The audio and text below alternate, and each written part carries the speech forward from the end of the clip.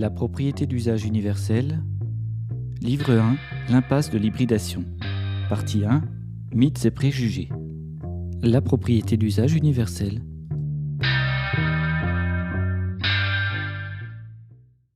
Si on vous demande pourquoi les milliardaires parviennent-ils à faire fortune et pas vous, pourquoi y a-t-il encore des rois, des princes qui vivent au crochet du peuple? Pourquoi les pays riches comptent-ils autant de pauvres, de malheureux au travail, de suicides? Pourquoi la nature est saccagée au quotidien?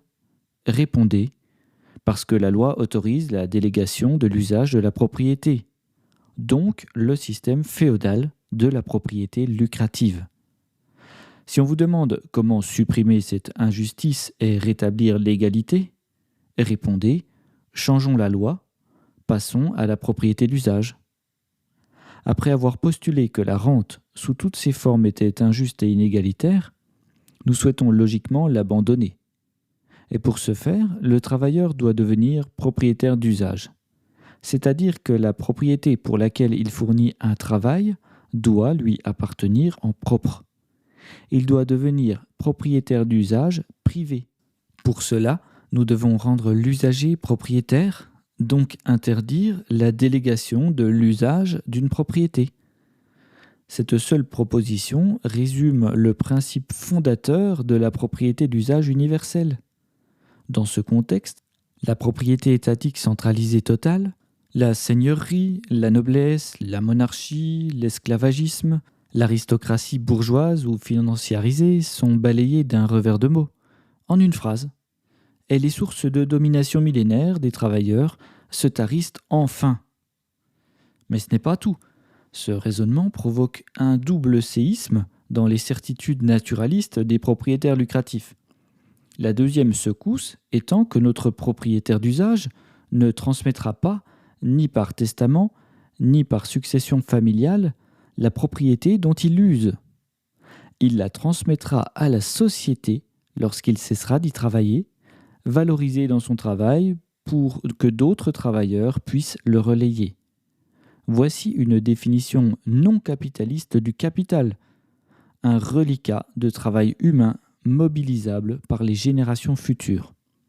Cette différence fondamentale avec le système de propriété lucrative nous éloigne de sa médiocrité ontologique, de la bassesse mercantile de la rente, des facteurs actuels de gestion de l'entreprise. Elle permettra d'enclencher des projets véritablement durables dont le résultat patrimonial se transmettra à toute la société et non à quelques héritiers désignés par les lois du sang ou des volontés testamentaires. Est-ce le communisme historique qui est proposé ici? Non, assurément pas. L'idée de la propriété d'usage universelle consiste à rendre véritablement libérale et égalitaire la création d'entreprises. Tout citoyen majeur pourra créer une entreprise et en devenir propriétaire d'usage. Il n'aura aucun intérêt à saboter son outil de travail. Cela reviendrait pour lui à s'auto-sanctionner, ce qui semble ridicule. Pour rendre la proposition de la propriété d'usage universelle égalitaire, l'accès à la propriété doit être facilité. Les conditions suivantes seront respectées. 1. Le travailleur percevra le plein fruit de son travail. La rente et ses chaînes de domination disparaîtront. 2. L'outil de travail ne coûtera rien au travailleur. Il sera financé grâce à un système de cotisation-subvention. Le système d'avance disparaîtra et la bourse fermera. 3. La propriété d'usage se transmettra de travailleur à travailleur. L'héritage patrimonial prendra une nouvelle forme sociale, égalitaire, libérant bon nombre de citoyens des charges héréditaires du patrimoine familial. Nous verrons en détail le fonctionnement des nouvelles institutions associées à ces préceptes, mais il est certain que la propriété d'usage favorisera l'économie de l'échelle 0 jusqu'à l'infini, sans distinction sociale, et abolira véritablement les règles du sang. Elle permettra l'émancipation de l'individu dans une construction sociale mutualiste. Pour un propos complet, le lecteur ne sera pas surpris de tomber sur de nombreuses digressions dans l'exposé. En réalité, ce qui pourrait sembler hors sujet au premier regard est fondamental pour visionner globalement le concept de propriété d'usage universelle. Voilà pourquoi à certains moments nous nous éloignerons du sujet principal pour aborder des thèmes comme l'énergie, la valeur, le marché et la place de l'homme. Le passage à la propriété d'usage appelle à une révolution anthropologique majeure. Le mode de propriété représente un levier si important du combat pour l'égalité qu'il forme le socle de toutes les règles de répartition sociale. On a souvent tort de dénoncer les inégalités sans aller chercher le radical des lois de la propriété, en se focalisant sur le revenu ou le capital. Pourtant, depuis l'Antiquité et la constitution des premières cités-États, on retrouve les sources de la domination et la justification des privilèges dans les droits accordés par la maîtrise de la propriété. La propriété lucrative n'a donc pas attendu la révolution industrielle et sa théorisation par Smith, Ricardo ou Marx pour exploiter les peuples. Depuis Uruk jusqu'à Babylone, en passant par Carthage, Athènes ou Rome, le principe féodal a conditionné les peuples à payer des droits de péage à des minorités dominantes. Il n'y a donc rien d'original dans la propriété lucrative à faire payer un droit de péage pour accéder à l'outil de production ou au logement. La Révolution a seulement diffusé aux civils le pouvoir de domination autrefois réservé aux rois. Mais l'observation millénaire d'un mode d'exploitation ne justifie pas de le poursuivre. Voilà pourquoi on peut dépasser l'ère anthropologique féodale pour entrer dans une nouvelle forme de civilisation, la civilisation du mutualisme et du propriétariat. Changer le travail, telle est notre devise. Pour ce faire, comparons l'ancien monde avec le nouveau. Dans le monde lucratif féodal, la propriété dont l'usage est délégué à un locataire rapporte une rente. Plus un propriétaire possède de capital, donc des titres de propriété dont il délègue l'usage, plus il récolte une rente importante en proportion de son travail. Si cette loi ne se vérifiait pas, il n'y aurait aucune accumulation des richesses, aucun milliardaire sur notre planète. Raison pour laquelle, si on demandait demain matin aux accumulateurs de mobiliser tous les outils de travail dont ils sont propriétaires lucratifs, ils devraient se cloner en milliers d'exemplaires et faire travailler leurs clones. Mais s'ils devaient diviser leurs revenus entre toutes ces copies pour qu'elles survivent, les originaux des clones seraient-ils encore milliardaires ? À l'inverse, un locataire terminal, dont le capital d'une vie non lucratif tient dans une fourgonnette, doit travailler énormément pour un revenu modeste. Il travaille plus que ce qu'il reçoit en salaire. Il surtravaille.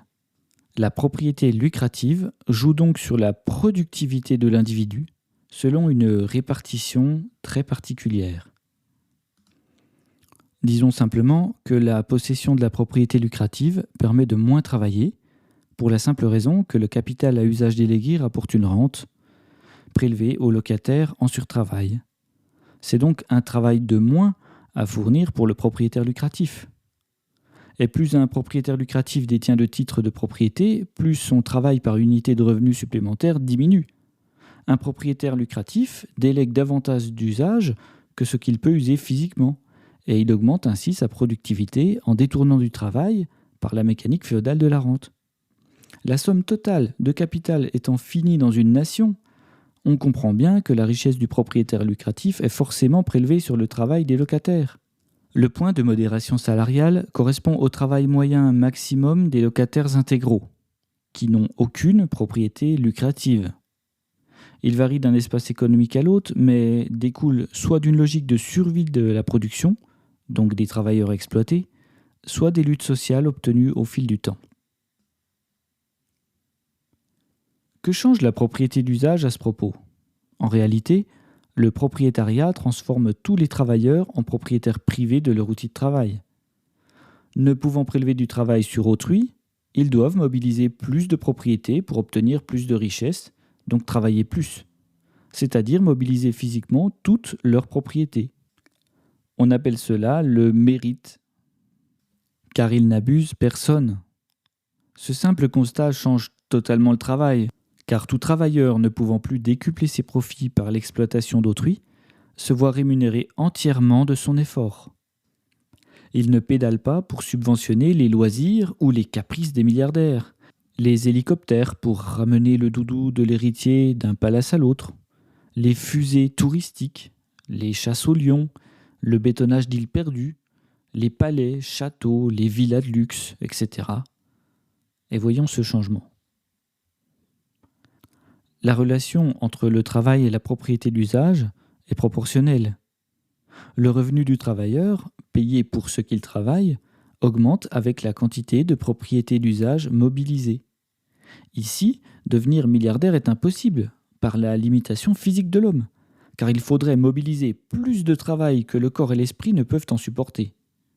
Ce constat vaut pour preuve que la richesse du monde lucratif n'est pas issue du mérite, mais de constructions sociales favorables à quelques individus, légitimées par un système légal et massif de détournement de valeur. Rendre les travailleurs propriétaires d'usage pourrait, par raccourci de pensée, évoquer le soviétisme, mais je veux être très clair sur ce point. Big Brother, le Gosplan, la Gosbank, l'État central, les soviets, le parti unique et les chimères de ce régime n'existent pas dans le modèle de la propriété d'usage. Il est vrai que la dictature de parti, la surveillance paranoïde, la militarisation outrancière, le culte de la personnalité ne sont pas les réalisations les plus glorieuses du communisme historique. De plus, on associe aujourd'hui ce mot à la grisaille des dictatures comme la Chine ou la Corée du Nord. Il évoque les uniformes militaires, les statues monumentales, et les visages démesurés, placardés partout, les palais carrés, la monotonie des productions, la censure, la terreur. Pour agrémenter et actualiser son portrait, on l'associe désormais aux technologies intrusives de surveillance, au crédit social, à l'écrasement de l'individu, aux disparitions mystérieuses d'opposants politiques. L'expérience du communisme historique a malheureusement terni définitivement le beau mot de communisme, devenu depuis infréquentable, au point de m'interdire de l'utiliser. Le rapport de propriété totalisée ne résout rien à la pauvreté ni à l'utilisation durable de l'environnement. Il incite au sabotage, au complotisme et à la rébellion. Et se termine généralement en dictature. Alors oublions le mot communisme et concentrons-nous sur la propriété d'usage universelle. Les thèses d'aucun régime ne sont objectives ni naturelles, bien qu'elles ambitionnent généralement de l'être. Chacun invoque un homme nouveau, idéal dans son fonctionnement, dans sa finalité, un homme nouveau supérieur dans sa performance, dans son accomplissement, heureux et prospère, reconnaissant du miracle économique, de la société de bonheur promise par l'idéologie dominante. Mais l'invocation d'un homme nouveau, libéré, est historiquement restée une invocation.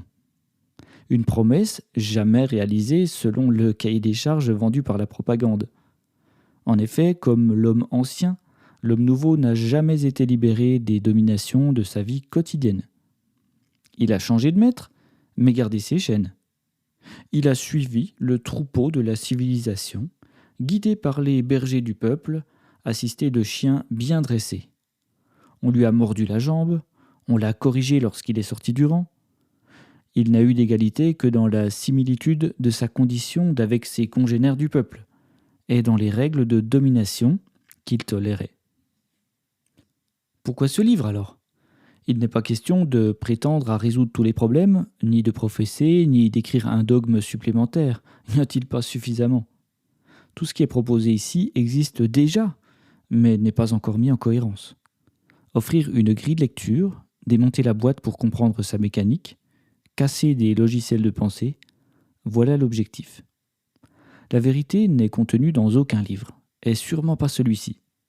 Seule l'expérience empirique du monde permet son appréhension, puisque l'expérience, qui est pour nous la seule porte d'entrée, nous envoie directement ses réponses, contrairement à la pensée d'un penseur dont les pensées découlent de sa sensibilité.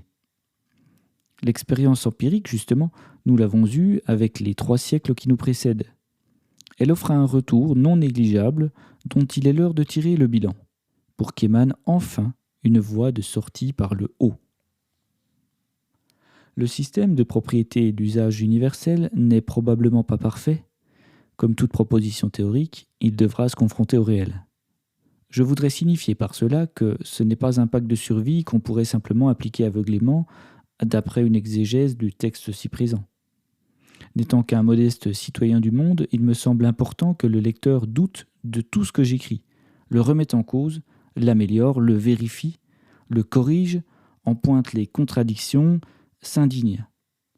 Aucune personne seule ne peut produire un modèle de société, et l'idée qu'un penseur change le monde en quelques mots, sans écho, me semble ridicule. L'essai tente de répondre à deux objectifs. Proposer un régime économique social véritablement égalitaire, en faisant de la propriété un droit et en supprimant la taxe féodale au travail appelée rente. Il assure une diffusion du pouvoir entre les mains de millions de propriétaires sans permettre le totalitarisme.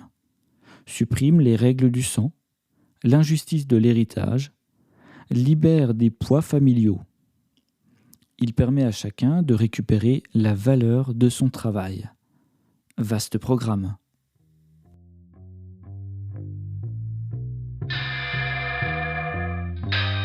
Retrouvez le texte intégral sur lapropriétédusage.com.